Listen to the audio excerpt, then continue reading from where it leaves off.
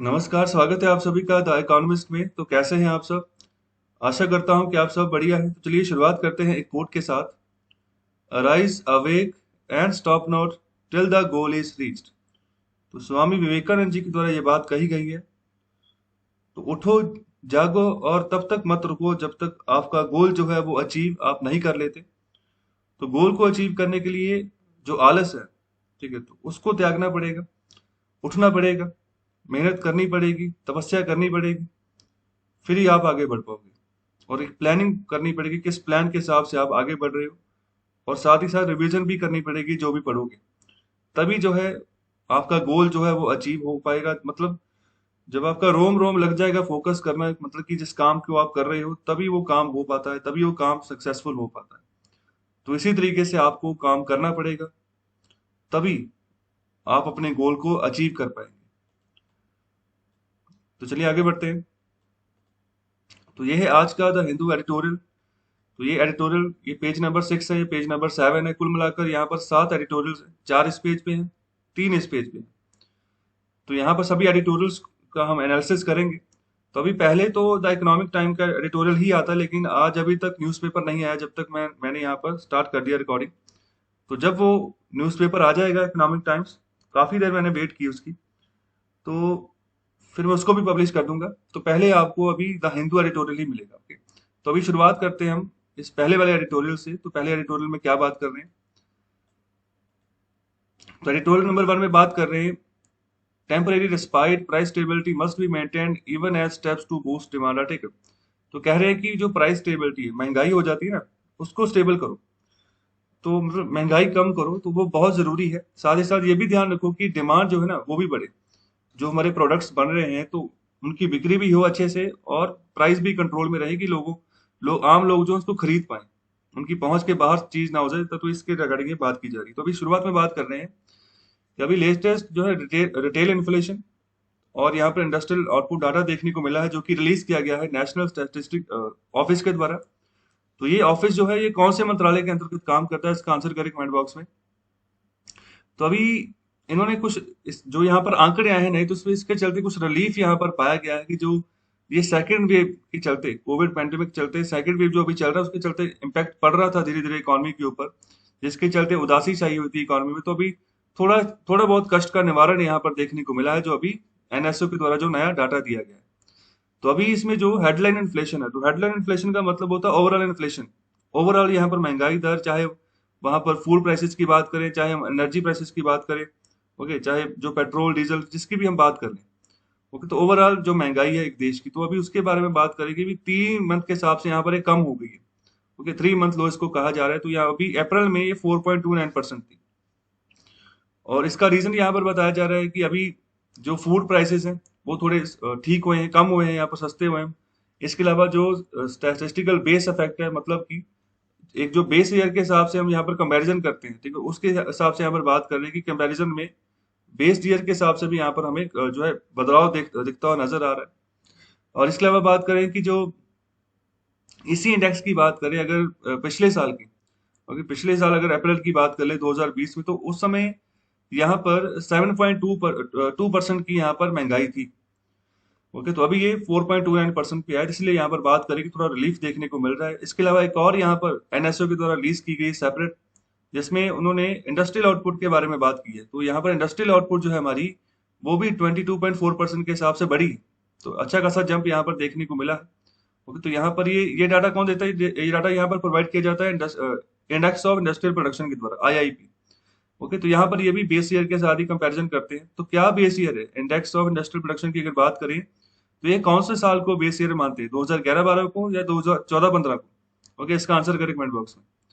तो अभी इनका काम क्या होता है? इनका काम होता है कि जितनी भी मैन्युफैक्चरिंग कंपनीज है भारत में, उनकी एक्टिविटी देखनी, उनकी परफॉर्मेंस देखनी कि मैन्युफैक्चरिंग में क्या परफॉर्मेंस है, बढ़ रही है या कम हो रही है। अगर मैन्युफैक्चरिंग बढ़ रही है, सीधी सी बात है, तो प्रोडक्शन बढ़ रही है, तो प्रोडक्शन बढ़ेगी तो जीडीपी बढ़ेगी। तो यहाँ पर वही चीज नापी जाती, देखी जाती। तो यहाँ पर 2020 की बात करें, अगर मार्च 2020 की, तो उस समय 18.7% की कॉन्ट्रैक्शन थी, मतलब गिरावट आ गई। उसका रीजन यही था कि मार्च के महीने ही नेशनल लॉकडाउन घोषित कर दिया गया था। उस समय बहुत सारा कारोबार, पूरे भारत का ही कारोबार जो था सारा बंद हो गया।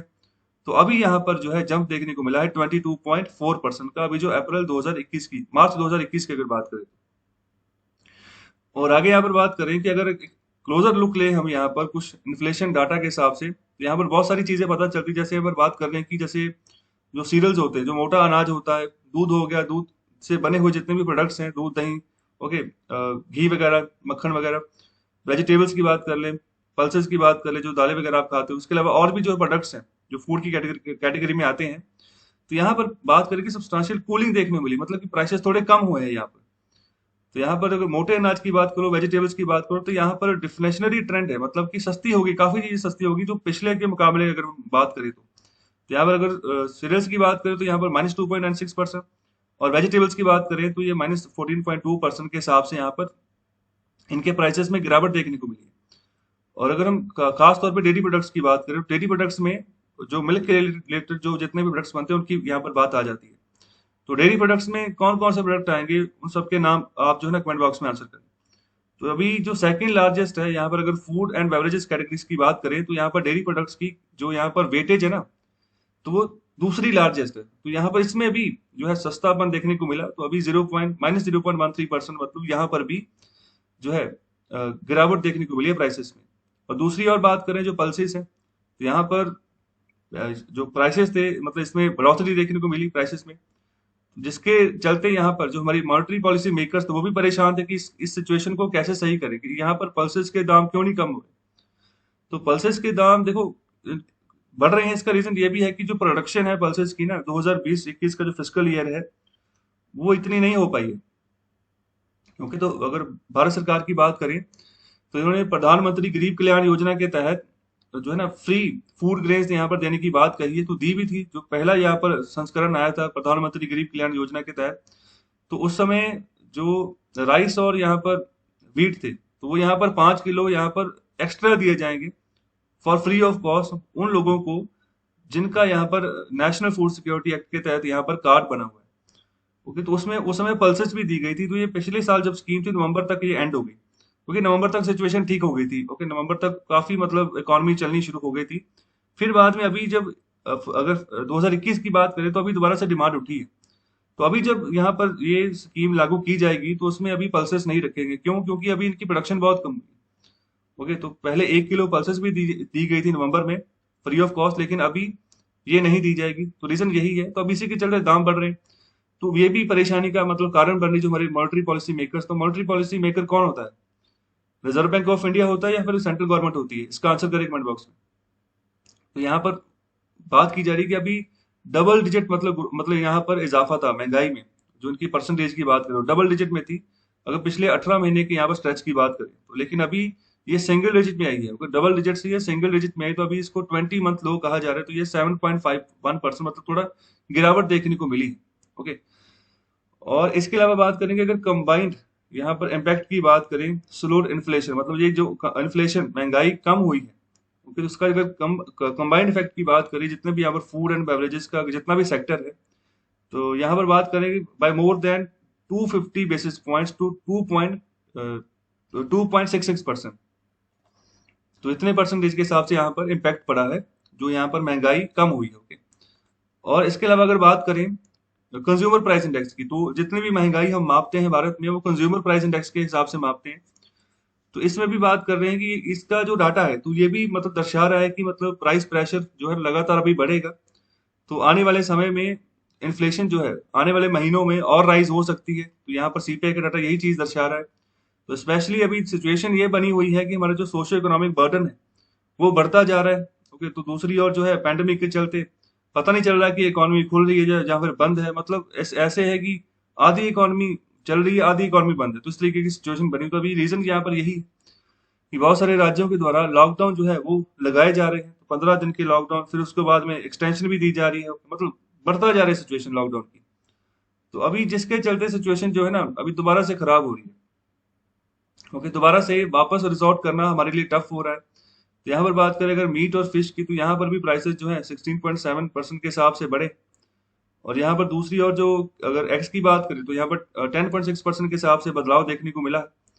और इन्फ्लेशन की बात करें ना ऑयल्स एंड फैट्स, तो ये भी बढ़ी है 100 बेसिस पॉइंट्स के हिसाब से 25.9% के हिसाब से। तो इन सभी कैटेगरीज में आपको महंगाई जो है वो देखने को मिल रही है। और आगे यहाँ पर बात कर रहे हैं ट्रांसपोर्ट एंड कम्युनिकेशन की। तो यहाँ पर भी डबल डिजिट रेंज चल रही है महंगाई की, तो 11.04% चला गया है। हालांकि अभी जो असेंबली इलेक्शंस बहुत सारे राज्यों में हटकर अभी हुए हैं, तो मतलब जहां पर तकरीबन 5 राज्य थे जहां पर एक ड्यूटी थी, 4 राज्य थे जहां पर अभी इलेक्शंस हुए, जिसके चलते ये दाम थोड़े कम भी किए गए थे। अगर हम यहाँ पर पेट्रोलियम प्रोडक्ट्स की बात करें, जैसे पेट्रोल और डीजल की बात करें, तो इनके दाम 1 डेढ़ महीना थोड़े कम चले, तो फिर भी यहाँ पर मतलब इम्पैक्ट कुछ खास देखने को मिला नहीं इसका। फिर महंगाई जो है इस सेक्टर में बढ़ती हुई नजर आई। तो यहाँ पर अभी बात करें कि जो ग्लोबल क्रूड ऑयल प्राइस है, तो यहाँ पर वो भी दोबारा से उछाल वहां पर आना शुरू हो गया है। सऊदी अरेबिया जैसे कंट्रीज जो हैं वो अभी अपनी प्रोडक्शन सप्लाई को फुली बहाल नहीं कर रहे, लिमिटेड प्रोडक्शन रख रहे हैं कि ताकि अच्छा दाम जो है वसूल कर सके। अगर यहाँ पर कम सप्लाई रखेंगे तो यहाँ पर अगर भारत की बात करें डिमांड ज्यादा हो रही है, तो फिर जो यहाँ पर प्राइसेस है तो जितना मांगेंगे उस हिसाब से उनको मिलता जाएगा। तो वही यहाँ पर सिचुएशन हो रही है। तो ग्लोबल प्राइसेस जिसके हिसाब से बढ़ेंगे क्रूड ऑयल के, उस हिसाब से हमारे यहाँ पर लोकल पेट्रोल और डीजल के जो प्राइसेस हैं वो भी फिर यहाँ पर अपवर्ड अपवर्ड जो ट्राजेक्टरी है उसको पकड़ना शुरू कर देंगे, उछाल की और वो भी जाना शुरू कर देंगे। ओके, तो यहाँ पर अगर बात करें for transporting goods from factory and farm gates, okay, तो आने वाले समय में प्रेशर दोबारा से बढ़ने वाला है यहाँ पर महंगाई का, अगर ट्रांसपोर्ट सेक्टर्स की भी बात करें। तो अगर देखो किसी चीज को ट्रांसपोर्ट करते हैं तो उसमें देखो अगर फ्यूल प्राइसेस बढ़ गए तो उसके चलते जो चीज ट्रांसपोर्ट की जा रही है ना तो उसके भी प्राइसेस बढ़ेंगे। ओके, तो अगर जो ये फ्यूल प्राइसेस बढ़े हैं तो जो भी यहाँ पर चीज बढ़ती है ना, तो उसका यहाँ पर जो वसूली होती है वो कंज्यूमर एंड से ही होती है। ओके, जो जिसको आखिर में चीज बेचनी है तो मतलब एंड में उस प्रोडक्ट में उतना ही प्राइस राइज हो जाएगा। ओके, तो मतलब जो इसलिए यहाँ पर जो ना कंज्यूमर प्राइस इंडेक्स के हिसाब से महंगाई मापते हैं कि कंज्यूमर के हाथ में जो है वो कितने कितने की चीज पड़ी है। ओके, तो यहाँ पर 1 महीने पहले कितने की यहाँ पर वो पड़ रही थी, अभी 1 महीने बाद वहां पर जो है कितनी महंगी हो गई वो चीज। तो आगे यहाँ पर बात करें कि अगर इंटरनेशनल कमोडिटी प्राइसेस की बात करें और भी जो यहाँ पर कमोडिटी आती हैं, तो वहां पर भी जो है ना मतलब महंगाई के जो बादल है वो अभी मंडराने जो है ना वो शुरू हो गए। और इसके अलावा बात करें इंडस्ट्रियल प्रोडक्शन नंबर्स की, ओके, तो यहाँ पर ये जो नंबर आया है कि मतलब काफी उछाल देखने को मिला, तो ये भी लिमिटेड पीरियड के लिए है। क्योंकि यहाँ पर बात करें कि कोई भी यहाँ पर ना स्मॉल मेजर जो है यहाँ पर आउटपुट के रिगार्डिंग जो करना चाहिए, ओके, जो यहाँ पर जो पहले शुरुआती महीने तो उसमें अभी नहीं किया गया, जो यहाँ पर लास्ट फिस्कल ईयर गुजरा है 2020-21 की यहाँ पर बात कर रहे हैं। ओके, तो उस समय नहीं किया गया। जैसे अगर मार्च की बात करें, मार्च 2020 की, मार्च सॉरी अप्रैल मई जून की बात करें, तो ये हमारा फर्स्ट फिस्कल ईयर होता है, तो उस समय मतलब नहीं किया गया, कुछ भी मेजर्स नहीं लिए गए। इसके अलावा बात करें IHS मार्केट PMI सर्वे, तो ये परचेजिंग मैनेजर इंडेक्स होता है, तो ये भी एक सर्वे होता है। तो मतलब वर्ल्ड वाइड काफी इकोनॉमिक्स का मतलब सर्वे किया जाता है IHS मार्केट के द्वारा। तो ये भारत में भी करते हैं, तो यहाँ पर कम से कम ये 500 कंपनीज के आसपास अपना सर्वे देखते हैं, तो ये भी मैन्युफैक्चरिंग के ऊपर ही फोकस करते हैं। तो इनसे भी हमें मतलब जो हमारी एक्टिविटीज है, आउटपुट है, उसके बारे में अच्छा डाटा हमें मिल जाता है कंपैरिजन करने के लिए। तो यहाँ पर जो उन्होंने अप्रैल की दी जो डाटा शो किया उसमें कहा है कि जो नए ऑर्डर्स की अगर बात करें और यहाँ पर आउटपुट की बात करें, तो मतलब 8 महीने से मतलब ये कम चल रहा है। मतलब ना तो नए ऑर्डर इतने बड़े पैमाने पर आ रहे हैं, ना ही अच्छी खासी आउटपुट जो है वो बढ़ पा रही है। तो यहाँ पर ये सिचुएशन है। यहाँ पर रीजन यहाँ पर वही है कि मतलब जो पैंडेमिक के चलते जो फैक्ट्रीज है उनका शट डाउन किया जा रहा है, जिसके चलते जो सप्लाई चेन है ना उसमें डिसरप्शन आ रहा है। जैसे अगर मैं महाराष्ट्र की बात करूँ, तो वो क्या कर रहे हैं कि पहले शुरुआत में रात को वो नाइट कर्फ्यू लगाते थे, उसमें ऐसा था कि कोई भी नॉन एसेंशियल चीज जो है ना वो उसका ट्रांसपोर्टेशन नहीं हो सकता। तो नॉन एसेंशियल चीजों में जितनी भी फैक्ट्री प्रोडक्शंस आती थी, तो जैसे मैं बात करूं महिंद्रा के बहुत सारे प्लांट्स हैं वहां पर, तो एक पार्ट जो है किसी और कंपनी में बन रहा है, तो रात को उनको ट्रांसपोर्ट करना है किसी एक जगह पे जहां पर जाके उसको असेंबल करना है, तो रात को पाबंदी है, जिसके चलते सप्लाई चेन डिस्ट्रप्शन आ गया। और यहाँ पर जो है टोटल आउटपुट के ऊपर भी फिर इम्पैक्ट पड़ता है। तो फिर कोई भी कंपनी अगर कोई पार्ट्स बना रही है, तो अगर वो आगे पहुंच ही नहीं रहे तो फिर यहाँ पर फर्दर उसको क्यों बनाएगी वो।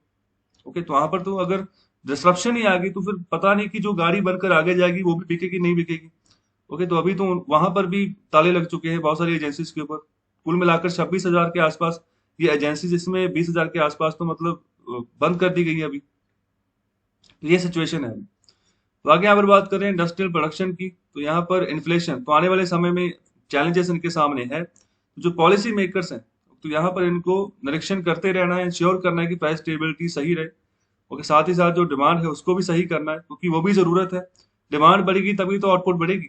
ओके, तो मतलब अभी जैसे गाड़ियां, मतलब जो एजेंसीज है वही बंद कर देगी, जब वो खुलेंगी ही नहीं तो लोग कहाँ से जाएंगे, कहाँ से जो है मतलब गाड़ियां खरीदने जाएंगे। तो मतलब ये सभी सिचुएशंस को हमें देखना होगा, फिर यहाँ पर उस हिसाब से हमें आगे बढ़ना होगा। तो अभी एडिटोरियल नंबर 2 डिस्कस करते हैं, ये वाला है। तो यहाँ पर असम भोग के बारे में बात कर रहे हैं, तो इसको डिटेल में पढ़ते हैं। तो अभी असम ब्लू, सॉरी, तो यहाँ पर बात करें, Hemant Biswa Sarma can not continue with BJP evasive position on citizenship. तो देखो, अभी ये जो सीएम बने हैं असम के, उनका नाम है हेमंत बिस्व शर्मा। तो ये 15वें सीएम है, 15th सीएम है असम के। तो अभी सिचुएशन ये है कि अभी पहले से ही मतलब शुरू से बीजेपी में ये नहीं थे, 2015 से पहले ये कांग्रेस में थे। और कांग्रेस में भी मतलब इनका अच्छा खासा मतलब इनका रैंक था। कांग्रेस में भी जो सरकार बनी थी, तरुण गोगोई की सरकार चली है पिछले 15 साल असम में लगातार। तो उसमें भी ये 2 बार मंत्री रहे। 2 बार हेल्थ मिनिस्ट्री का चार्ज इनके पास था, इसके अलावा और भी एडिशनल मंत्रालय इनके पास थे। अब जो 2000 जब कांग्रेस की सरकार चली गई, 2016 में दोबारा इलेक्शंस हुए थे, तो उसमें बीजेपी की सरकार आई। तो बीजेपी की जब सरकार आई तो उस समय सर्बानंद सोनोवाल को सीएम बनाया गया, और इनको फिर यहाँ पर हेल्थ मिनिस्ट्री दी गई, और इसके अलावा फाइनेंस मिनिस्ट्री का चार्ज दिया गया, इसके अलावा एजुकेशन मिनिस्ट्री का चार्ज दिया गया असम में। और कहा जाता है कि मतलब जब ये पूरा 5 साल का कार्यकाल चला, 2016 से लेकर 2021 तक, ज्यादा यहाँ पर जो काम रिस्पॉन्सिबिलिटीज थी वो इन्हीं के ऊपर यहाँ पर दी गई थी। मतलब इनकी इंटरेक्शन काफी बढ़िया थी पब्लिक के साथ। और जब भी एनआरसी लागू किया गया था असम में, क्योंकि नेशनल रजिस्टर फॉर सिटीजन्स, तो ये असम में ही ये लागू हुआ है। अभी ये इसको पूरे भारत में लागू करने की बातें चल रही है, उसके रिगार्डिंग बिल पास हो चुका है, लेकिन अभी लागू नहीं हुआ है। तो असम में भी काफी खर्चा भारत सरकार का हुआ है इस एनआरसी को, इस प्रैक्टिस को करवाने के लिए। तो इसमें ऐसा था, तो यहाँ पर एक चीज की गई थी कि जो लोग असम में 1971 से पहले के हैं, उनको यहाँ पर असम के सिटीजन माना जाएगा। जो बाद में आए हैं तो उनको अपनी आइडेंटिटी जो है ना वो प्रूफ करनी पड़ेगी। ओके, तो अभी देखो, अगर कोई 1971 से पहले यहाँ पर रह रहा है तो उसको भी अपने आप को प्रूफ करना पड़ेगा कि ये प्रूफ है कि मैं यहाँ पर पहले से रह रहा हूँ। अगर बाद में है तो उसको तो प्रूफ करना ही करना है। तो यहाँ पर बहुत सारे लोग थे मतलब कि जो प्रूफ नहीं कर पाए, और जो प्रूफ नहीं कर पाए तो उनकी जो एनआरसी लिस्ट प्रॉपर बनी, जब फाइनल ड्राफ्ट आया तो उसमें 19 लाख लोग थे जिनको कि मतलब बाहर कर दिया गया। मतलब कि वो अपनी जो सिटीजनशिप थी ना वो प्रूव ही नहीं कर पाए कि वो असम के ही रहने वाले हैं। ओके, तो मतलब वो कहाँ से आए हैं, फिर वो बांग्लादेश से आए, जब बांग्लादेश बना था 1971 में। इसलिए यहाँ पर 1971 का यहाँ पर जो है एक मतलब एक डेट रखी हुई है। तो अभी मतलब देखो, इतना पुराना डाटा अगर ढूंढना 1971 से पहले कि क्या प्रूफ है कि आप सिटीजन यहाँ पर रहे हो, तो पहली बात तो वो प्रूफ लेकर आना बहुत टफ है। ओके, तो अभी इसके चलते ऐसा हो गया कि जब पहला ड्राफ्ट बना था तब तो यहाँ पर 40 लाख के आसपास लोग थे, उसमें ज्यादातर मुस्लिम थे। ओके, लेकिन अभी जो ये 19 लाख लोग हैं इसमें हिंदूज भी काफी ज्यादा आ गए, जो कि बंगाल से और बांग्लादेश से जो आ गए थे यहाँ पर असम रीजन में। तो अभी इसी के चलते क्वेश्चन मार्क खड़ा हो गया है एनआरसी के रिगार्डिंग। जो लोग हैं ना, तो उनके मन में यहाँ पर मतलब एक तरीके से गुस्सा है सरकार के प्रति। तो अभी उसके ऊपर फोकस कर रहे हैं कि मतलब जो एनआरसी के ऊपर जो पोजीशन है, ओके, बीजेपी की, तो मतलब उसके चलते हो सकता है कि जो हेमंत बिस्व शर्मा है वो कंटिन्यू ना करें। तो उसके रिगार्डिंग यहाँ पर बात कर रहे हैं। तो ओवरऑल मैंने पूरा आपको सिनेरियो बता दिया है कि क्या सिचुएशन रही है। तो अभी जो जो शर्मा की गवर्नमेंट है ना, तो अभी ऑलरेडी जब अभी इन्होंने अभी शपथ ली है, तो ये इन्होंने सुप्रीम कोर्ट की ओर चले गए, तो अभी रीवेरिफिकेशन करेंगे Assam national register of citizen की। तो यहाँ पर स्टेट गवर्नमेंट ये कह रही है कि कुछ यहाँ पर मेजर इरेगुलरिटीज यहाँ पर पाई गई है जब इसको बनाया गया। तो यहाँ पर इन एलिजिबल इंक्लूजन यहाँ पर है, अनरीजनेबल एक्सक्लूजन यहाँ पर है। ओके, जिनको की मतलब कि कुछ बंदे ऐसे मतलब जो इस लिस्ट से मतलब कि अंदर होने चाहिए थे, उनको बाहर कर दिया, जो बाहर होने चाहिए थे वो अंदर कर दिए। तो मतलब ये सिचुएशन यहाँ पर है, तो उसको अभी दुरुस्त करने की ये बात कर रहे हैं। तो अभी बात कर रहे हैं कि इस एप्लीकेशन में यहाँ पर स्टेट गवर्नमेंट ने कहा है कि मतलब कि आप जो ना डिलीशन करिए of illegal voters from Assam electoral rolls. मतलब कि जो वोटर एलिजिबल नहीं है तो उनको डिलीट कीजिए, उनको साइड पे कीजिए। इसके अलावा यहाँ पर जो फाइनल ड्राफ्ट आया था एनआरसी का, जो कि अगस्त 2019 में पब्लिश हुआ था, तो इसमें 19 लाख जो थे मतलब लोग, इनको यहाँ पर इस लिस्ट में डाला गया कि जो असम के सिटीजन नहीं है। तो कुल आबादी असम की जो है वो 3.3 करोड़ थी, मतलब इतनी यहाँ पर कुल आबादी थी, जिनमें से यहाँ पर 19 लाख लोग यहाँ पर साइड पे हो गए, तो जिनके पास यहाँ पर डॉक्यूमेंट नहीं थे कि वो अपनी सिटीजनशिप जो है उसको प्रूफ कर पाए। और यहाँ पर ये भी बात करें, something to few have been excluded, मतलब बहुत सारे लोग जो है एक्सक्लूड कर दिए गए, मतलब कि जो है ही नहीं है असम के, लेकिन वो बहुत सारे लिस्ट से बाहर है। मतलब कि ये हुआ है कि धांधली हुई है बहुत बड़े तरीके से। जो यहाँ पर एनआरसी के ऑफिसर्स थे वो भी रले हुए थे, मिले हुए थे, जिसके चलते ये हो गया कि वो, अगर कोई बंदा आता था, अगर पैसा है तो पैसा खिला दिया उसको, यहाँ पर लिस्ट से बाहर कर दिया। ओके, तो अगर जिसके पास पैसा नहीं है तो अगर प्रूफ नहीं कर पाया तो उसको लिस्ट के अंदर कर दिया। तो ये सिचुएशन थी। तो अभी असम के सीएम चाह रहे हैं कि यहाँ पर 20% री वेरिफिकेशन हो in the NRC for areas bordering Bangladesh.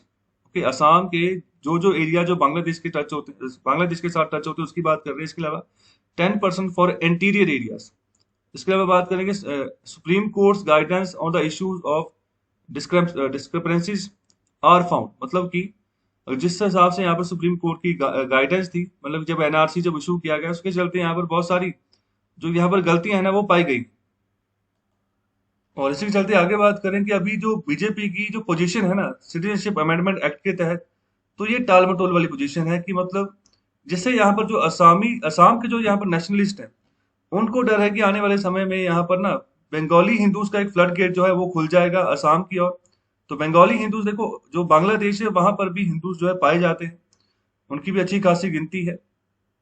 तो उन मतलब उनके चलते मतलब एक सिटीजनशिप जो है उनके लिए भी खोल खोल दी जा सकती है। हालांकि यहाँ पर बहुत सारे लोग हैं जो कि ऑलरेडी वहां से आए हुए हैं, तो उनको यहाँ पर सिटीजनशिप जो है वो दे दी जा चुकी है। तो यहाँ पर ये एक तरीके का जो हथकंडा था जो इस बार अपनाया भी गया। यहाँ पर जो असम में जो बीजेपी ने इलेक्शन जीता, मतलब इलेक्टोरल स्ट्रेटजी भी इसको बनाया गया कि मतलब कि हिंदूज के ऊपर फोकस करके चलेंगे और उनको यहाँ पर सिटीजनशिप जो है वो देनी है असम की। और इसके अलावा बात करें कि जो सेंट्रल लॉ है, जो यहाँ पर सेंट्रल गवर्नमेंट का कानून है, and the state has little to do with it, it is technically correct. Okay, तो यहाँ पर ये बात हो रही, but it is disingenuous for a party that is in power at both levels. तो यहाँ पर बात करें कि अगर सेंट्रल कानून की बात करें तो स्टेट की बात करें तो मतलब टेक्निकली थोड़ा बहुत तो हम यहाँ पर कर सकते हैं, लेकिन जब बात करें कि मतलब एक ही पार्टी सेंटर में रूल कर रही है और दूसरी पार्टी वही पार्टी जो है स्टेट में रूल कर रही है, तब यहाँ पर थोड़ी दिक्कत आ जाती है।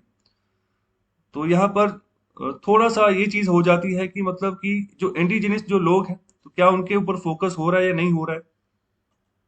तो असम में जो सिचुएशन वो बिल्कुल ऐसी है कि मतलब बीजेपी अभी एक टाल मटोल वाली सिचुएशन में पहुंच चुकी है। मतलब कि वो पहले तो यहाँ पर एनआरसी शुरू कर दी तो अभी हो गया।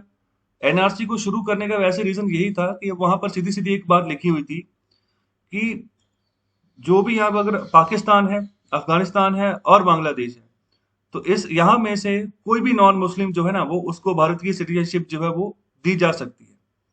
तो अगर वो भारत में आते हैं तो उनको वहां पर सिटीजनशिप ग्रांट होगी। सिर्फ यहाँ पर नॉन मुस्लिम्स की यहाँ पर बात करें तो मुस्लिम्स को अलाउ यहाँ पर नहीं किया गया। तो भारत में इस चीज का ही विरोध हुआ था। एनआरसी जब यहाँ पर नेशनल सिटीजनशिप अमेंडमेंट एक्ट पास हुआ था पार्लियामेंट में, तो उस समय काफी मुस्लिम्स लोग आए थे, दिल्ली में भी शाहीन बाग में उन्होंने यहाँ पर विरोध किया था, प्रदर्शन किया था। रीजन यहाँ पर यही था। ओके, तो यहाँ पर बात करें बीजेपी जो ना अभी एक ऐसे मतलब बात के ऊपर राइट कर रही है कि जो यहाँ पर सिटीजनशिप का क्वेश्चन जो है मतलब उसको दुरुस्त करना है। तो अगर पार्टी की बात करें तो यहाँ पर उसको अभी फ्रेश मैंडेट मिला है असम में। उनके पास अपॉर्चुनिटी है कि अभी एक फ्रेश अप्रोच लगाकर वो चले, अपने लोगों के हिसाब से जो वो चाह रहे हैं उसके हिसाब से वो आगे काम करें। तो जो भी उनकी मूवमेंट है नॉर्थ ईस्ट में और यहाँ पर जो भी कंपैशन जिस तरीके से वो काम करना चाह रहे दिल लगाकर, तो यहाँ पर उसके ऊपर फोकस करें। ओके, तभी जो है सही बात बन पाएगी। अभी जो ये इन्होंने इनिशिएटिव लिए हैं, सुप्रीम कोर्ट में ये गए हैं, तो इसके ऊपर भी अभी समय लगेगा कि दोबारा अभी एनआरसी दोबारा होगी या फिर इसमें क्या चीज होगी, जो एक्सक्लूजन हुई है या फिर जिन लोगों को इंक्लूड नहीं किया गया उनकी क्या सिचुएशन होगी। तो अभी सुप्रीम कोर्ट का जो डिसीजन है उसके हिसाब से भी आगे फर्दर जो है यहाँ पर स्टेप फॉलो किए जाएंगे। तो इस मैप को जरा निहारिए तो यहाँ पर देखिए कि असम का जो बॉर्डर है वो कौन कौन से राज्यों के साथ लग रहा है। जैसे अरुणाचल से शुरुआत करो, अरुणाचल प्रदेश है, उसके बाद में ये सारा का सारा बॉर्डर अरुणाचल के साथ है।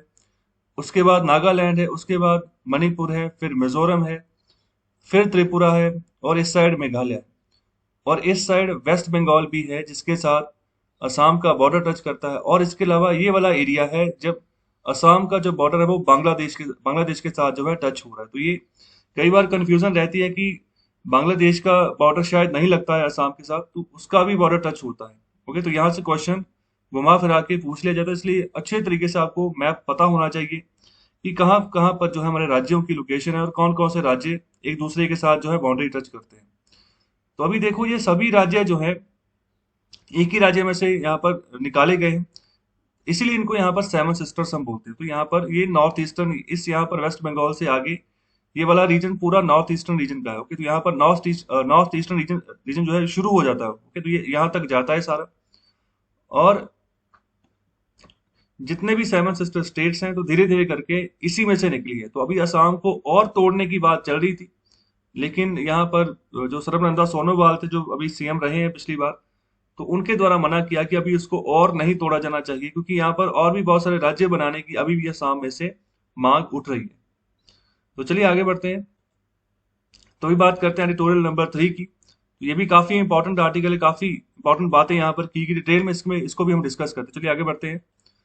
यहाँ पर बात कर रहे हैं, the crime of enforced disappearances must end, cases especially in Asia are not decreasing with domestic criminal law systems insufficient to deal with this atrocity। अभी देखो ऐसा है, यहाँ पर बात कर रहे हैं कि देखो बहुत सारे ना देशों के लोग ऐसे होते हैं जिनको उठा लिया जाता है सरकार की तरफ से, और कहाँ पर भेज दिया जाता है पता ही नहीं चलता। उनके फैमिली मेंबर्स ढूंढते रह जाते हैं कि हमारे घर का एक मेंबर है वो कहाँ चला गया।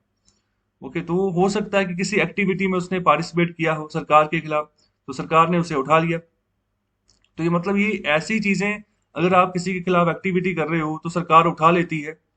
ओके, तो वो बाद में कहाँ रखा ये भी नहीं पता। तो ये सीधी सीधी हम इसको तानाशाही बोलते हैं। ओके, तो ये सिचुएशन को कंट्रोल करना है, ज्यादातर एशिया में ही इसके केसेस निकल कर आ रहे हैं। तो अभी इसी के रिगार्डिंग काफी बड़ी आर्टिकल है, काफी फैक्ट्स आपको जानने को मिलेंगे। तो अभी शुरुआत कर रहे हैं म्यांमार से। तो म्यांमार में अभी ये ताजी एग्जांपल है, क्योंकि यहाँ पर अभी बहुत बड़े पैमाने पर लोगों को मारा भी गया। जैसे हमने कल आर्टिकल में डिस्कस किया था कि 750 से ज्यादा लोग तो मार दिए गए, और यहाँ पर 2500-3000 के आसपास लोग तो जख्मी हैं, और इसी के आसपास डिटेन किए हुए हैं, जेलों में डाले हुए हैं। तो अभी म्यांमार में अभी तख्ता पलट हुआ 1 फरवरी को, तानाशाही आ गई। ओके, मतलब आर्मी का रूल आ गया। तो अभी मिलिट्री ने यहाँ पर बहुत बड़े पैमाने पर ना जो जो लोगों थे उनको भी मारा। इसके अलावा जो डेमोक्रेटली इलेक्टेड गवर्नमेंट थी उसको भी यहाँ पर उठाकर फेंक दिया। तो आंग सैन सू कोई की पार्टी थी जिसका नाम था नेशनल लीग फॉर डेमोक्रेसी, नवंबर 2020 में इलेक्शन हुए थे हाल ही में दूसरी बार, और मतलब काफी तगड़ी मेजोरिटी के साथ इन्होंने दोबारा सरकार बनाई थी। लेकिन इसी दोबारा मेजोरिटी में आ गई, इसलिए यहाँ पर आर्मी को डर सताना शुरू हो गया कि मतलब यही अभी जो है अपना रूल ना बनाना शुरू कर दे। तो इसलिए तख्ता पलट करके इनके रूल को ही हटा दिया गया। तो यहाँ पर बात करी जो मिलिट्री है वो क्या कर रही है, वो मतलब जो लोगों का मूवमेंट है, ठीक है, उनको प्रेस करने की कोशिश कर रही है। और जो पुलिस है वो यहाँ वहां पर, तो वो भी मतलब इस तरीके की यहाँ पर अनइमेजिनेबल एक्ट कर रही है, वायलेंस के, ऑपरेशन के। मतलब कि जो लोग यहाँ पर अपनी फ्रीडम ऑफ एक्सप्रेशन रखना चाह रहे हैं ना, तो उनको वो भी रखी देने जा रहे हैं। मतलब कि डेमोक्रेसी एक तरीके से एक साइड पे कर दी गई। तो डेमोक्रेसी हो किसी देश में तभी तो यहाँ पर आजादी मिलेगी ना, कि आप जो चाहे आप बोल सकते हो, सिर्फ आप कोई हेट स्पीच नहीं आप दे सकते। ओके, तो वैसे आपको आजादी है, जो भी आपके विचार है आप उनको व्यक्त करें, कोई आपको रोक नहीं सकता एक्सप्रेस करने से। तो डेमोक्रेसी ही खत्म कर दी गई है। तो जो यहाँ पर पुलिस है, आर्मी है, तो सब जो है मिलकर लगे हुए हैं लोगों की आवाज को दबाने के लिए। तो अभी जब से कूप हुआ है, कूप का मतलब तख्ता पलट हुआ है, तो जो यूनाइटेड नेशन वर्किंग ग्रुप है ऑन एनफोर्स्ड और इनवॉलंटरी डिसअपेरेंसेस, तो ये अलग से ग्रुप बनाया हुआ यूएन ने। ओके, तो उसने भी यहाँ पर काफी रिपोर्ट्स रिसीव की हैं कि मतलब एनफोर्स्ड डिसअपेरेंसेस हो रही हैं from the family members of the victims. Okay, तो मतलब कि जो लोग यहाँ पर पीड़ित हैं, मतलब जो विरोध कर रहे थे, उनको उठा लिया गया। तो मतलब कि उन जो उनकी फैमिली मेंबर्स है वो यहाँ पर रिपोर्ट दायर कर रहे हैं यहाँ पर यूएन में जाकर, इसकी यहाँ पर जो WGIID जो इकाई है यहाँ पर। ओके, कि पता ही नहीं कि कहाँ पर रखा गया है, कि मतलब अभी जीवित है या नहीं है तो कहाँ पर है। तो सेम यहाँ पर देखो, ये कह रहे कि एक ही मुल्क में ऐसी बात नहीं है। अभी बात करो चाइना की। चाइना में भी यहाँ पर वर्किंग ग्रुप में बहुत सारी जो रिपोर्ट्स हासिल की हैं फैमिली मेंबर्स से। यहाँ पर डायरेक्ट जो है ना, आप फैमिली मेंबर्स जो है वो रिपोर्ट भेज सकते हैं कि जब उनको लगे कि हमारे देश में मतलब कि हमारे ही जो बच्चे हैं, या फिर जो लोग हैं हमारी फैमिली मेंबर्स के, उनको मतलब ऐसे ही उठाया जा रहा है, मतलब डिसअपेयर कर दिया जा रहा है। तो हम वेट कर रहे हैं कि पता नहीं कहाँ ले गए हैं। तो सीधी अप्रोच की जा सकती है फैमिली मेंबर्स के द्वारा। ओके, तो अभी रिपोर्ट्स इन्होंने भी रिसीव की हैं चाइना से। तो यहाँ पर जो सिविल सोसाइटी जो ऑर्गेनाइजेशन है उनकी तरफ से, तो यहाँ पर बहुत सारे नंबर पर ना एनफोर्स डिसअपेरेंसेस हुई है। तो यहाँ पर कौन से यहाँ पर एरिया में हुई, यहाँ पर जिनजियांग यहाँ पर स्टेट है, Jinjiang Uyghur autonomous region. Okay, तो यहाँ पर ये उइगर है ना, इसको उइगर बोलते हैं। ओके, तो ये उइगर ये मुस्लिम कम्युनिटी है, ये चाइना की मुस्लिम कम्युनिटी है। और ये जो राज्य है, चाइना का जो राज्य है, तो ये वेस्टर्न फ्रंट पे पड़ता है। ओके, तो मतलब जो वेस्टर्न फ्रंट पे जो बाकी कंट्रीज हैं वो मुस्लिम मेजोरिटी ही कंट्रीज हैं। तो इस यहाँ पर जो रीजन है चाइना को, यहाँ पर भी मुस्लिम लोग पाए जाते हैं। और ये काफी विरोध कर रहे थे अपनी सरकार का, काफी समय से विरोध कर रहे थे। तो इनको उठाकर पहले तो मारा भी गया चाइना की तरफ से। तो अभी ये 1-1.5 साल पुरानी ही बात है ये, तो अभी भी ये चीज चल रही है। ओके, तो उठाकर मारा भी गया। उसके बाद यहाँ पर बहुत सारे लोगों को यहाँ पर डिसअपियर भी कर दिया गया, उठाकर कहीं डाल दिया गया, पता नहीं चला कि कहाँ पर डाला। तो अभी उसी के चलते यहाँ पर ना कुछ यहाँ पर प्री टेक्स्ट की बात करें कि यहाँ पर बात करें री एजुकेशन टू प्रिवेंट टेररिज्म। तो ये यहाँ पर बात की जा रही है, members of the Uyghur minority ethnic group are forcibly sent to what Chinese authorities call vocational education and training centers। मतलब कि चाइना की सरकार ये कह रही है कि हमने इन सबको यहाँ पर वोकेशनल एजुकेशन देने के लिए कहीं पर भेजा हुआ है। तो वहां पर ट्रेनिंग इनको प्रोवाइड की जा रही है कि कैसे रहना है। ओके, तो क्या चीजें मतलब करना है, किस किस तरीके से मतलब सभ्य आपको बनाया जाएगी, तो कहा ये जा रहा है। लेकिन उनको इसी यहाँ पर चीज के नाम से उनको उठाकर ले जाया गया, अभी तक उनको वापस नहीं किया गया। और ना ही इनके बारे में इंफॉर्मेशन दी जा रही है कि कहाँ पर है वो। ओके, तो इसके चलते यहाँ पर ये सिचुएशन बनी हुई है चाइना में भी। तो ये यहाँ पर इस मैप में देखिए, ये है यहाँ पर जिनजियांग प्रोविंस जहाँ की मैं बात कर रहा हूँ।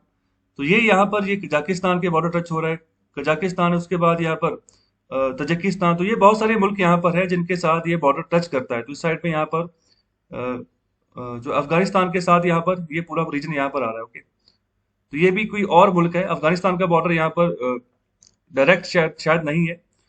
तो आगे यहाँ पर बात कर रहे हैं कि ये वाला जो रीजन यहाँ पर और रेड में यहाँ पर हाईलाइट किया ना, तो ये काशगर रीजन है। ये काशगर रीजन वो वाला है जहां से पाकिस्तान के थ्रू जो सीपैक कॉरिडोर जो है ना, जो बनाया जा रहा है चाइना के द्वारा, तो शुरुआत यहाँ से हो रही है। ओके, तो यहाँ से सीपैक शुरू हो रहा है, तो यहाँ पर जा रहा है ग्वादर पोर्ट तक।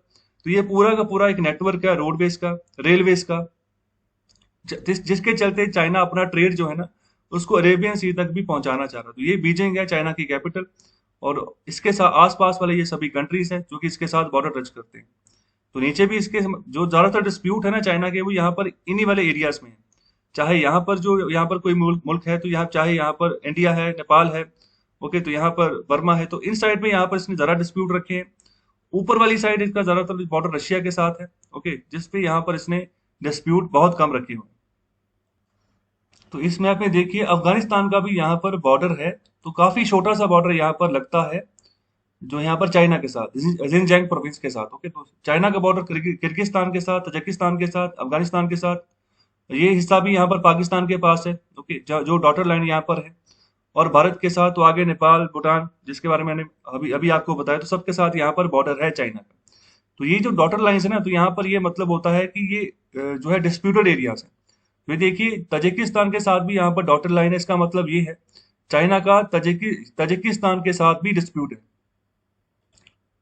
तो आगे बढ़े, तो यहाँ पर बात कर रहे हैं कि जो वर्किंग ग्रुप है, तो यहाँ पर वो मिल रही है यहाँ पर ऐसे लोगों से, मतलब ऐसे रीजन से, मतलब जहां पर पता लग रहा है कि मतलब ऐसी सिचुएशंस बन रही है, तो वो यहाँ पर कोशिश कर रही है कि किसी ना किसी तरीके से जो भी हुआ है उनके फैमिली मेंबर्स के साथ, ओके, तो उसको मतलब वो न्यूज को आगे लाया जाए, मतलब इस सिचुएशन को बाहर लाया जाए। ओके, जो लोग यहाँ पर डर के भाव में जी रहे हैं, तो उनको यहाँ पर सिचुएशन को ठीक किया जाए। और आगे यहाँ पर बात करें श्रीलंका की, तो श्रीलंका की अगर बात करें, तो यहाँ पर इसने भी अभी पिछले अगर 3 डिकेड्स की बात करें, तो डोमेस्टिक कन्फ्लिक्ट काफी ज्यादा था। तो यहाँ पर ना LTTE मतलब कि liberation tigers for Tamil Eelam, तो ये प्रभाकरन के द्वारा ये एक ग्रुप था बनाया गया, जो कि यहाँ पर सेपरेट एक तमिल कंट्री की यहाँ पर डिमांड इनकी थी। तो यहाँ पर पिछले 3 दशकों में काफी इन्होंने मतलब वहां पर कंफ्लिक्ट इनका रहा, जो श्रीलंका की सरकार थी उनके बीच में। तो आज भी जो श्रीलंका के जो यहाँ पर तमिलियंस हैं, उनको सही तरीके से ट्रीट नहीं किया जाता है। ओके, तो अभी कुछ सालों पहले की बात है कि जब श्रीलंका की आर्मी ने ट्रेनिंग ली पाकिस्तान की आर्मी से, और फिर बाद में यहाँ पर प्रभाकरन के ऊपर अटैक किया, जहां पर उसका अड्डा था श्रीलंका में ही। फिर जाकर जो था ना नॉर्दर्न श्रीलंका जो था, उसके ऊपर ये दोबारा से कब्जा कर पाए थे श्रीलंका की सरकार। तो अभी बात की जा रही है कि वहां पर भी बहुत सारे तरीके से यहाँ पर अनफोर्स डिसअपीयरेंसेस की गई बहुत समय से। तो यहाँ पर भी सिचुएशन सेम जैसी है। Okay, so it seemed that there was some hope developing because of efforts by the government to comfort its history. Okay, तो यहाँ पर कुछ आशा की किरणें डेवलप हो रही हैं कि कुछ एफर्ट्स यहाँ पर गवर्नमेंट के द्वारा यहाँ पर करने की कोशिश की जा रही है, जब तक जैसा अभी तक पाया गया है। तो यहाँ पर जो गवर्नमेंट है अभी जो है ना अपने इनिशिएटिव्स को थोड़ा कमजोर कर रही है। तो यहाँ पर ये चीज बात कही जा रही है। तो प्रीवियसली जैसे पहले उसने शुरुआत की थी कि इन्वेस्टिगेशन करो, कि मतलब सरकारें बदलती रहती है श्रीलंका में। ओके, तो जब नई सरकार आती है तो कुछ ना कुछ अप्रोच लगाती है कि जो डिसअपियर किए गए लोग, मतलब कि उसको इन्फोर्स करके उनको यहाँ पर ढूंढो। लेकिन अभी बहुत कम ही है कि मतलब कि ऐसे क्राइम्स जो है ना इनमें थोड़ी कमी देखने को मिल रही है। तो दोबारा से यहाँ पर जो इम्यूनिटी की बात कर रहे हैं कि दोबारा से ऐसे क्राइम्स का कल्चर जो है ना प्रमोट किया जा रहा है। दोबारा से श्रीलंका में वही सिचुएशन शुरू हो रही है। और आगे यहाँ पर बात करें कि ये भी मतलब दिल दुखाने वाली यहाँ पर बातें हैं कि जो यहाँ forced disappearances are being committed in the name of counter terrorism measures, की मतलब कि इसलिए उठा लिए जाते हैं कि मतलब में हमने टेररिज्म, एक जो टेररिस्ट है उसको उठाया, टेररिज्म खत्म करने के लिए हमने यहाँ पर इनको उठा लिया। तो यहाँ पर नंबर जो है लगातार बढ़ते जा रहे हैं। तो अगर पाकिस्तान की बात करें वहां पर भी बढ़ते जा रहे हैं, बांग्लादेश की बात करें तो वहां पर भी सेम सिचुएशन है। तो यहाँ पर बात वही है कि ऐसा लग रहा है कि सिचुएशन जो है मतलब इंप्रूव होने वाली नहीं है फ्यूचर में। और इसके अलावा यहाँ पर बात करें हैं और भी एनफोर्स डिस्पेरेंसेस यहाँ पर देखने को मिली है, खासतौर पे अगर बाकी की दुनिया की बात करें, 1970s की बात करें, 1980s की, यहाँ पर शुरुआती दिनों की अगर बात करें तो उस समय यहाँ पर डर्टी वार हुई थी अर्जेंटीना में। तो यहाँ पर अर्जेंटीना की मिलिट्री डिक्टेटरशिप सरकार थी, वहां पर मिलिट्री रूल था। तो उन्होंने यहाँ पर फोर्सफुल डिसिप्लिनेस की थी उस समय भी बहुत बड़े पैमाने पर। तो यहाँ पर 30,000 के आसपास अपने ही सिटीजन थे जिनको यहाँ पर किडनैप कर दिया गया, या फिर टॉर्चर किया गया, या फिर उनको मार दिया गया। तो ये सिचुएशन यहाँ पर अर्जेंटीना की जो अपनी यहाँ पर मिलिट्री रूल था उसके द्वारा किया गया। और इसके अलावा बात करें कि ऐसे ही यहाँ पर जो यहाँ पर चांसेस थे, जो सिचुएशंस थी बढ़ती जा रही थी दुनिया में, तो ह्यूमन राइट्स वायलेशन यहाँ पर बहुत बड़े पैमाने पर बढ़ता गया। तो तब यहाँ पर United nation commission on human rights ने एक यहाँ पर वर्किंग ग्रुप जो था उसको स्टैब्लिश किया 1980s में। तो यहाँ पर एक फर्स्ट स्पेशल प्रोसीजर मैकेनिज्म यहाँ पर बनाया गया of United nation commission on human rights, जिसके चलते कि अभी पूरी डिटेल में यहाँ पर जानकारी ली जाएगी, उसके हिसाब से यहाँ पर फिर बाद में मेजर्स अपनाए जाएंगे किस तरीके से यहाँ पर इन्फोर्स डिसिप्लिन को रोका जाए। तो अभी जिस हम यहाँ पर वर्किंग कमेटी की बात कर रहे हैं, वर्किंग ग्रुप की बात करें, तो अभी वही सिचुएशन यहाँ पर दोबारा बताई जा रही है कि कब इसको बनाया गया। और जब आगे बात करें तो जब यहाँ पर एस्टिमेशन की बात आए तो यहाँ पर बात करें कि यहाँ पर एटलीस्ट 30 करोड़ यहाँ पर ना, सॉरी सॉरी यहाँ पर बात करें कि जब से ये शुरुआत हुई है यहाँ पर वर्किंग ग्रुप, तो जब से यहाँ पर इन्होंने जो है लगभग यहाँ पर 58,606 यहाँ पर जो केसेस है ना, तो वो इन्होंने ट्रांसमिट किए हैं 109 स्टेट। तो यहाँ पर स्टेट्स का मतलब है कंट्रीज, मतलब अलग अलग 109 देशों को इन्होंने केसेस ट्रांसमिट किए जो भी इनके पास आए थे कि इनके ऊपर आप फोकस करें। ओके, तो यहाँ पर अगर 2020 के ही हिसाब से बात करें तो यहाँ पर जो नंबर ऑफ आउटस्टैंडिंग केसेस है यहाँ पर under active consideration stood at 46,271। तो यहाँ पर इतने केसेस निकल कर आए हैं 2020 के अकॉर्डिंग ही, यहाँ पर जिनको 92 स्टेट से मतलब ये केसेस निकल कर आ रहे हैं, 92 यहाँ पर कंट्री से जिनके चलते ये इतने केसेस अभी भी निकल कर आ रहे हैं। तो अभी यहाँ पर यही बात करें कि दुर्भाग्यपूर्ण यहाँ पर जो केसेस हैं इन्फोर्स डिसअपीयरेंसेस की, तो यहाँ पर ज्यादातर एशियन कंट्रीज में से निकल कर आ रहे हैं, तो ये कम नहीं हो रहे। ओके, तो यहाँ पर लगातार ये वर्किंग कमेटी, यहाँ पर वर्किंग ग्रुप कह रहा है कि लगातार यहाँ पर कुछ कंट्रीज में वृद्धि देखने को मिल रही है एनफोर्स डिसअपीयरेंस के मामले में। तो यहाँ पर हमें यहाँ पर फोकस करना होगा कि प्रोटेक्ट करें कि मतलब जो एनफोर्स डिसअपीयरेंस इन लोगों की हो रही है उनको सही तरीके से जीवन जीने का मौका दिया जाए। तो यहाँ पर इंटरनेशनल कम्युनिटी ने भी ना यहाँ पर एक डिक्लेरेशन को अडॉप्ट किया था 2006 में, जिसका नाम था international convention for the protection of all person from enforce disappearance. Okay, तो ये 2006 में यहाँ पर इंटरनेशनल कन्वेंशन को अडॉप्ट किया गया। तो 2010 में ये इफेक्टिव हुई, होंद में आई। इसके अलावा बात करें कि बहुत सारे नंबर ऑफ पार्टिसिपेटिंग यहाँ पर स्टेट्स थे जिनकी अभी भी जो है ना जो कंपैरिजन अगर हम बात करें अडॉप्शन जो है बहुत कम है। ओके, तो number of participating states is still very low compare to the other treaties. देखो और भी बहुत सारी ट्रीटीज होती है।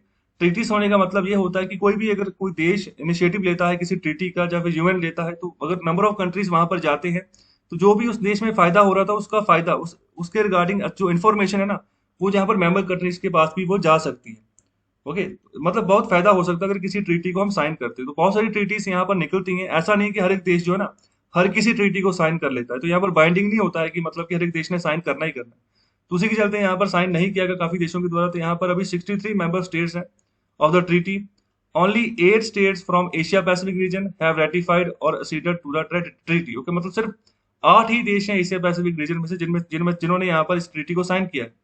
तो यहाँ पर अगर ईस्ट एशियन राज्य की कंट्रीज की बात करें, कंबोडिया है, जापान है, मंगोलिया, श्रीलंका, तो सिर्फ इन्होंने ही यहाँ पर अभी तक रेटिफाई किया है इस ट्रीटी को। और आगे यहाँ पर बात करेंगे एशियन कंट्रीज जो है ना, उनको यहाँ पर अपनी जिम्मेदारियां समझनी चाहिए, रिस्पॉन्सिबिलिटी समझनी चाहिए। तो यहाँ पर सीरियसली इनको आगे आना चाहिए। यहाँ पर ऐसा कल्चर जो है ना, जो मतलब कि एनफोर्स डिसअपीयरेंसेस का, जो उसको खत्म करना चाहिए धीरे धीरे। मतलब इस तरीके से सिस्टमेटिक तरीका बनाओ, मतलब कि ये खत्म हो, ये प्रचलित नहीं होना चाहिए। तो उनको समझना चाहिए कि यहाँ पर जो डोमेस्टिक क्रिमिनल लॉ सिस्टम है ना, तो वो उनके लिए सफिशिएंट नहीं, उनमें कुछ ना कुछ बदलाव करें ताकि जो कि सही हो। तो यहाँ पर क्राइम जो है ना, इनके अगेंस्ट जो है, लोगों के अगेंस्ट, ये खत्म हो, अच्छे से आप डील कर पाओ। तो यहाँ पर एनफोर्स डिसअपीयरेंस जो है, यहाँ पर लगातार ये बढ़ता हुआ क्राइम है। तो यहाँ पर इसको एक कॉम्प्रहेंसिव अप्रोच चाहिए कि मतलब इसके अगेंस्ट हमने फाइट करना है, इससे लोगों को हमने रिलीफ देनी है। तो यहाँ पर बहुत सारे यहाँ पर मदर्स हैं जो अपने बेटों की ओर मतलब देख रहे हैं कि कब आएंगे।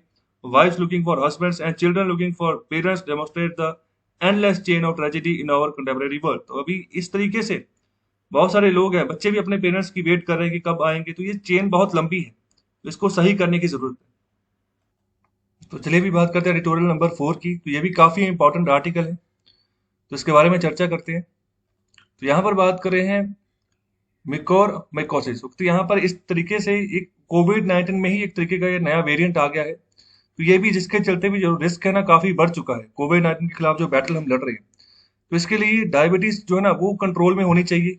तो यहाँ पर अगर अच्छे तरीके से अगर शुगर लेवल आपका बिल्कुल ठीक है, तो अगर आपकी एक्सरसाइज वगैरह ठीक है, इम्यूनिटी ठीक है, फिर मतलब ऐसा जो ये इन्फेक्शन है, ये नहीं होने के चांसेस होंगे। तो यहाँ पर इसको ब्लैक फंजल यहाँ पर इसको कहा जा रहा है, ये भी कहा जा रहा है, और फंजल इन्फेक्शन भी इसको कहा जा रहा है। तो ये कुछ इस तरीके से है, जैसे कोई भी बॉडी का पार्ट हो गया, जैसे आंख की बात करो, तो इस तरीके से मतलब ये रेडिशनेस आनी शुरू हो जाएगी अगर मतलब कोविड के चलते ये चीज हो गई। ओके, तो मतलब इससे रीजन ये है कि आंख को भी निकालना पड़ सकता है, क्योंकि किसी भी अगर बॉडी पार्ट पे चला गया, उसको पूरा डैमेज करता है ये। तो इस तरीके से अभी आंख को डैमेज करना, शुरुआती केसेस जो देखने को मिल रहा है आंख के रिगार्डिंग देखने को मिल रहे हैं। ओके, तो अभी इसकी बात करें कि नया फियर यहाँ पर शुरू हो गया कोविड-19 की ट्रीटमेंट की। अगर हम बात करें, तो यहाँ पर जो भी आईसीयू सेटिंग है, इंटेंसिव केयर यूनिट्स है, ओके, तो यहाँ पर एक नया तरीके का डिजीज जो है वो अभी सामने आ रहा है, जिसका यहाँ पर नाम है म्यूकर माइकोसिस। ओके, तो अभी ये बहुत सीरियस है, बहुत रेयर है। तो यहाँ पर एक फंजल इन्फेक्शन है। ओके, तो यहाँ पर कुछ ग्रुप ऑफ फंजी हैं जिनको हम नाम कहते हैं म्यूकोरमाइसीटीज, जिसके चलते ये हो रहा है। ओके, तो यहाँ पर ज्यादातर ये उन लोगों को अफेक्ट कर रहा है जिनकी इम्यूनिटी बहुत खराब है। ओके, और दूसरा यहाँ पर जिनकी जो डायबिटीज है ना, वो कंट्रोल में नहीं, उनको सबसे ज्यादा यहाँ पर रिस्क जो है वो नजर आता है। यहाँ पर अभी के जो सिचुएशंस है उसके हिसाब से ये इन्हीं लोगों को ज्यादातर ये रिस्क नजर आ रहा है। ओके, तो इसके अलावा बात करें कि तो और जो रिस्क फैक्टर है यहाँ पर इस माइक्रोमाइकोसिस के, तो यहाँ पर जिसमें स्टीरॉयड ट्रीटमेंट हो गया, तो यहाँ पर वो लोग मतलब कि जिनको पहले ही मतलब बहुत चीजें मतलब कि बॉडी में सही नहीं है, या फिर HIV एड्स वगैरह है, मतलब और भी बहुत सारी कमियां हैं बॉडीज में, तो अभी उनको भी बहुत ज्यादा यहाँ पर जो है ना रिस्क है। और दूसरा जो यहाँ पर स्टीरॉयड ट्रीटमेंट जो यहाँ पर ले रहे हैं, उनको भी रिस्क है। ओके, तो स्टीरॉयड ट्रीटमेंट लिया जाता है कि जो भी अगर बॉडी का कोई भी पार्ट जो है ना, अगर वो डैमेज है, सही तरीके से नहीं काम कर रहा, तो उसको ये थेरेपी दी जाती है, स्टेरॉयड ट्रीटमेंट उनको दिया जाता है कि मतलब उनका जो ऑर्गन है, कोई भी बॉडी का ऑर्गन है, वो सही तरीके से काम करना शुरू हो। तो वो ये भी लोग जो है मतलब रिस्क के ऊपर है। तो यहाँ पर बात कर रहे हैं कि वो भी लोग जो मतलब दवाइयों के साथ जो है ट्रीटमेंट यहाँ पर ले रहे हैं, मतलब ये सिचुएशन यहाँ पर ज्यादातर बनती हुई नजर आ रही है। ओके, तो ज्यादातर जो यहाँ पर लोग मेडिसिन ले रहे हैं, जैसे यहाँ पर बात करें deferoxamine, okay, for iron overload condition, तो मतलब कि लोहे की भी कमी हो जाती है बॉडी में। ओके, तो जब बढ़ोतरी हो जाती है, तो उसको भी यहाँ पर ठीक करने के लिए यहाँ पर मेडिसिन लेते हैं, तो उन लोगों को भी यहाँ पर कष्ट हो सकता है। तो आगे बात करें कि ये जो म्यूकोरमाइकोसिस है, तो यहाँ पर बहुत तरीके की है बीमारी। तो यहाँ पर जो सबसे कॉमन है ना, वो यहाँ पर है रीनो ऑर्बिटल सेरेब्रल म्यूकोरमाइकोसिस। जो उसका प्रोनाउंसिएशन है, शायद उसमें थोड़ी गलती हो, उसको सही कर लेना। तो यहाँ पर ये शुरुआत होती है सिंपल जुकाम वगैरह, उसी से शुरुआत होती है। बाद में धीरे धीरे आंख जो है ना, वहां तक फैलनी शुरू हो जाती है, तो पूरी तरीके से रेडनेस आ जाती है आंखों में। और बाद में यहाँ पर आंखें जो है ना, मतलब बहुत तरीके से सुन्न हो जाती हैं, लाल हो जाती है। तो कई बार ऐसी सिचुएशन हो जाता है कि पैरालिसिस भी हो जाता है, मतलब कि आंख के जो मसल्स है ना, वो काम करना ही बंद कर देते हैं। और मतलब कई बार यहाँ पर वो आंख ही पूरा काम करना बंद कर देगी, मतलब वो आंख मतलब आप कह सकते हैं कि मान अंधकार छा जाएगा पूरा। तो ये ब्रेन तक भी जा सकती है। ओके, तो मतलब इसके काफी ज्यादा बड़े पैमाने पर जो है ना, ये फैलने के चांसेस हैं। ओके, तो अभी बात कर रहे हैं कि सबसे इंपॉर्टेंट है कि जो आपकी डायबिटीज है, जो शुगर लेवल है, ठीक है, उसको आप देखो, अच्छे तरीके से उसको कंट्रोल करके चलो। तो यहाँ पर जो डोज जो भी आप ले रहे हो, जो भी एंटी डायबिटिक ड्रग्स आप ले रहे हो, ठीक है, उनको सही तरीके से एडजस्ट करो, सही तरीके से उनको रूटीन मायने में जितनी मात्रा है उस हिसाब से डोजेस को लो। ओके, तो यहाँ पर और भी बात कर रहे हैं कि यहाँ पर इंसुलिन, जो यहाँ पर insulin would be needed to keep the sugar under control throughout the day. तो यहाँ पर इंसुलिन नाम की यहाँ पर बात करें, दवा की बात करें, जिससे शुगर को आप कंट्रोल कर सकते हो। तो अगर यहाँ पर स्टीरॉयड आप यूज कर रहे हो, तो यहाँ पर भी जो है ना, मतलब जो भी आपको रेकमेंड करते हैं, डॉक्टर रेकमेंड कर रहे हैं, तो उसके हिसाब से यहाँ पर उनका यूज करो। उस तरीके से आप ना डोजेस लो दवा की, मतलब जहाँ जिस तरीके से, ऐसा ना हो कि मल्टी मेडिसिन आप यहाँ पर लेना शुरू कर दो, बाद में अगर ये बीमारी होती तो उसको यहाँ पर कंट्रोल करने के लिए और कोई एंटीबायोटिक बाद में काम ही ना करे। तो ये भी सिचुएशन यहाँ पर है। और आगे यहाँ पर बात करें कि जो डॉक्टर है, जो जिन्होंने ये आर्टिकल लिखा है, तो ये इन्होंने पाया कि बहुत सारे पेशेंट जो है ना, तो यहाँ पर वो स्टीरॉयड यहाँ पर उनको दिए जा रहे हैं कोविड-19 के चलते, क्योंकि डायबिटीज वगैरह है, यहाँ पर कोई ऑर्गन वगैरह सही से काम नहीं कर रहा है, तो स्टीरॉयड यहाँ पर देने की जरूरत है फिर। तो इसके अलावा जो ब्लड ग्लूकोज लेवल है, तो यहाँ पर वो भी यहाँ पर सही तरीके से मॉनिटर नहीं किया जा रहा। अपने ब्लड में जो ग्लूकोज लेवल है उसको भी, उनकी रिपोर्ट्स भी जो है उसको चेक करते रहे, ब्लड टेस्ट वगैरह अपना करवाते रहे। तो यहाँ पर बहुत बात करें कि leading to extremely and often dangerously high blood glucose levels. Okay, मतलब अगर ज्यादा यहाँ पर ग्लूकोज लेवल चला जाता है, तब भी यहाँ पर खतरा हो सकता है। तो ये जो मतलब जो चीजें पाई गई हैं ऑथर की तरफ से, वो बात यहाँ पर कह रहे हैं। तो यहाँ पर इनको कोशिश करनी है कि सही तरीके से डायबिटीज को कंट्रोल करें, जैसे भी यहाँ पर क्लासिक सिचुएशन के हिसाब से बात कर रहे हैं कि जिस भी तरीके से अगर आप कंट्रोल करोगे, उस हिसाब से यहाँ पर ये बीमारी जो है ना, वो आपके ऊपर हावी होगी। तो वो लोग जो डायबिटीज हैं, तो उनको एडवाइस ये है कि हेल्दी डाइट अपनी रखें। तो यहाँ पर वेजिटेबल्स लें, और यहाँ पर जो राइस वगैरह, चपाती वगैरह, वो लें। ओके, जितना भी प्रोटीन जरा से जरा ले सकते हैं वो लें, in the form of Bengal gram. Okay, तो यहाँ पर चनों की बात कर रहे हैं, green gram, okay, black gram, मतलब मशरूम वगैरह, ये चीजें खाएं। इसके अलावा अगर रेगुलर रूटीन में एक्सरसाइज कर सकते हो तो वो करें। तो ये बहुत इंपॉर्टेंट है उन सबके लिए कि यहाँ पर रेगुलर मेडिसिन जो उनकी चलती है शुगर के लिए, वो भी यहाँ पर लें। ओके, तो अगर कंट्रोल में नहीं आ रही है शुगर, तो ओके, तो अगर नहीं तो फिर यहाँ पर इंसुलिन जो है ना, उसके ऊपर स्विच कर जाएं। अगर इंसुलिन वाली जो दवा है, फिर वो लेना शुरू कर दें किसी भी यहाँ पर शॉर्ट पीरियड के लिए, फिर भी यहाँ पर जो है आपकी जो शुगर लेवल है वो कंट्रोल हो सकता है। तो चलिए आगे बढ़ते हैं। तो यहाँ पर अभी बात करेंगे नेक्स्ट पेज में से ये वाला जो एडिटोरियल है, तो यहाँ पर ये भी इंपॉर्टेंट है, इसको डिस्कस करते हैं। तो चलिए आगे बढ़ते हैं। तो इस एडिटोरियल में बात कर रहे हैं reforming medical education, an unfettered market approach is not the answer to the health workforce crisis. तो अभी देखो, भारत में हेल्थ वर्कफोर्स का क्राइसिस जो है उससे जूझ रहा है भारत। तो अभी हाल ही में भारत सरकार ने कहा है कि जो फाइनल ईयर के जो स्टूडेंट्स हैं, जो कि यहाँ पर एमबीबीएस का परीक्षा दे रहे हैं, या ग्रेजुएशन जो कर रहे हैं, तो फाइनल ईयर में, या फिर जो नर्सिंग का जो कोर्स कर रही हैं लड़कियां, तो वो भी जो फाइनल ईयर में, तो उनको अभी एज ए टीम जो है डॉक्टर्स की सहायता के लिए हॉस्पिटल्स में लगाया जाएगा, क्योंकि शॉर्टेज जो है ना वो देखने को यहाँ पर मिल रही है भारत में। कोविड-19 के चलते पेशेंट्स इतने ज्यादा हो चुके हैं, उनके मुकाबले में डॉक्टर्स और नर्सेज, ये जो स्टाफ है, उसकी बहुत कमी है। तो अभी इसी के रिगार्डिंग आगे बात करेंगे। जो वर्कफोर्स क्राइसिस भारत में भी आया है, तो यहाँ पर बहुत तरीके के जो इम्बैलेंसेस हैं हमारे देश की कंट्री के अंदर ही, तो भी उसका एक यहाँ पर रीजन है जिसके चलते मतलब ये इम्बैलेंसेस हमें देखने को मिल रहे हैं। तो यहाँ पर बात कर रहे हैं, अगर हम डॉक्टर टू पॉपुलेशन रेशियो की बात करें नॉर्दर्न स्टेट्स में, तो ये मतलब बहुत कम है, क्योंकि जितनी चाहिए तो उसके हिसाब से यहाँ पर नहीं है। तो अगर हम इनको कंपैरिजन करें साउदर्न स्टेट्स के साथ, जो हमारे दक्षिण भारत के जो राज्य है, तो उसमें से जितने यहाँ पर डॉक्टर टू पॉपुलेशन रेशियो जितनी होनी चाहिए, उतने पर्याप्त मात्रा के हिसाब से यहाँ पर वहां पर हॉस्पिटल्स हैं, लेकिन सिर्फ एक राज्य को छोड़कर, वो है तेलंगाना। ओके, तो बाकी के जितने भी यहाँ पर दक्षिण भारत के राज्य हैं, तो वहां पर पर्याप्त जो जितने अनुपात चाहिए वो अनुपात उतना है। तो यहाँ पर अभी भी ना जनरल एक लैक है, कमी है यहाँ पर, जो जितना स्टाफ होना चाहिए रूरल एरियाज में, तो उसकी भी अभी कमी है। इसके अलावा बात कर रहे हैं कि गरीबों के लिए दरवाजे जो है ना अभी बंद अभी किए जा रहे हैं। तो क्यों किए जा रहे हैं, अभी उसके रिगार्डिंग क्या बात रख रहे हो, तो वही बात करने जा रहे हैं। तो ये कह रहे हैं कि अभी हेल्थ सिस्टम चैलेंजेस की बात करें, तो अभी बहुत बड़े पैमाने पर बहुत सारी बातें जो कि अनएड्रेस ही रखी जाती है, जिनको एड्रेस नहीं किया जाता।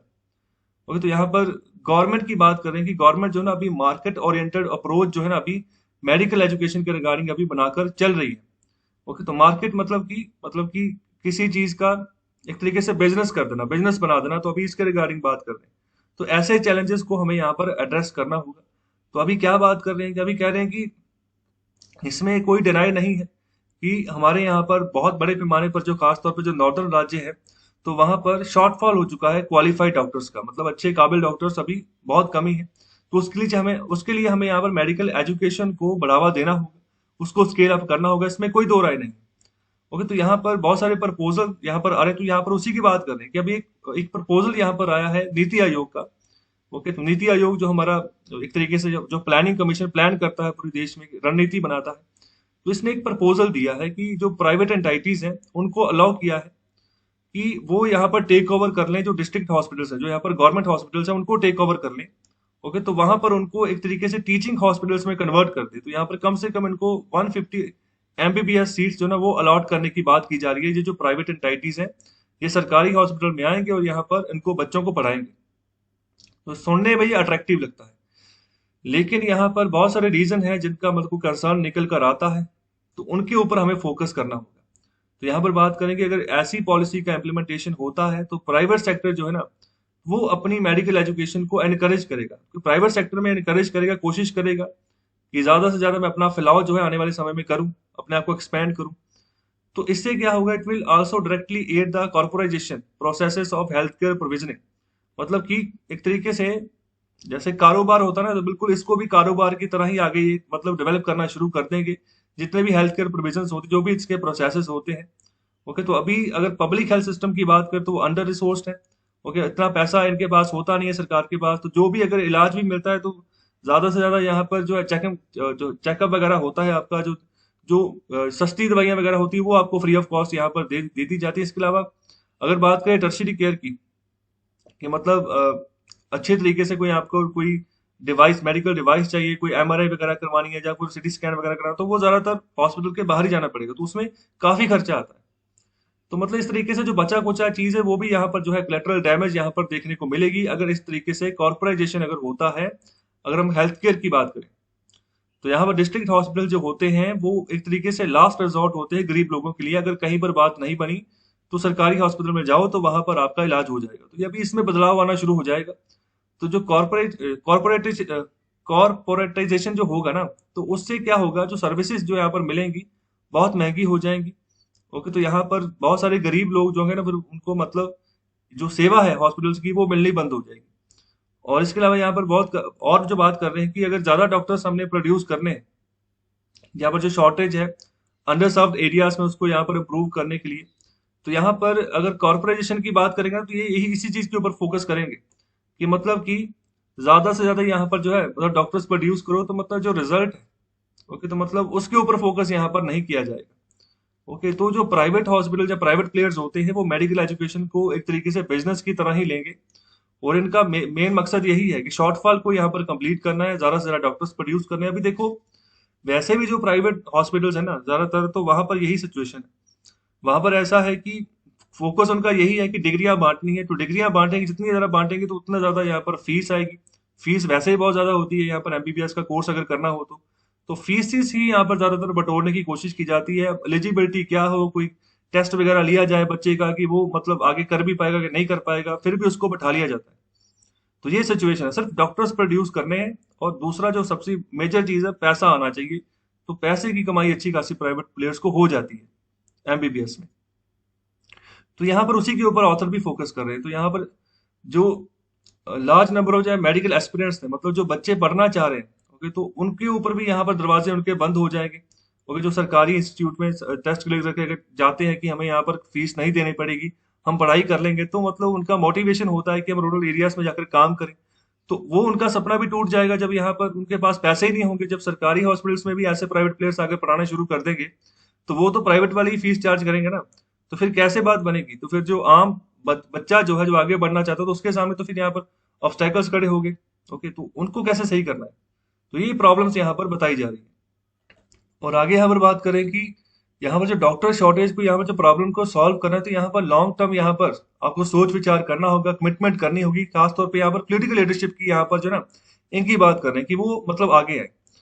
इसके अलावा यहाँ पर गवर्नमेंट को सीखना चाहिए, जो पहले जो केसेस निकल कर आए हैं पब्लिक प्राइवेट पार्टनरशिप के अकॉर्डिंग, जो भी यहाँ पर मेडिकल सिनेरियो में की गए हैं, तो पिछला जो हमारा गुजरा हिस्ट्री है ना, उससे हमें को सीखना चाहिए। तो वही बात कर रहे हैं कि पास से सीखो। तो यहाँ पर एक्सपेक्टेशन उस समय भी थी यहाँ पर अगर प्राइवेटाइजेशन होता है तो यहाँ पर मार्केट में जो असेस है लोगों का, गरीब लोगों का, प्राइमरी और टर्शियरी केयर की अगर बात करें तो वो बढ़ जाएगा। ओके, अगर प्राइवेट प्लेयर्स ज्यादा बढ़ते हैं तो यहाँ पर प्राइमरी केयर होती है जब शुरुआती में जो आपको कोई लक्षण वगैरह हो रहे हैं, बुखार वगैरह हो गया, तो उस समय जो केयर आपको, तो मैं इसके एग्जांपल दे रहा हूँ आगे।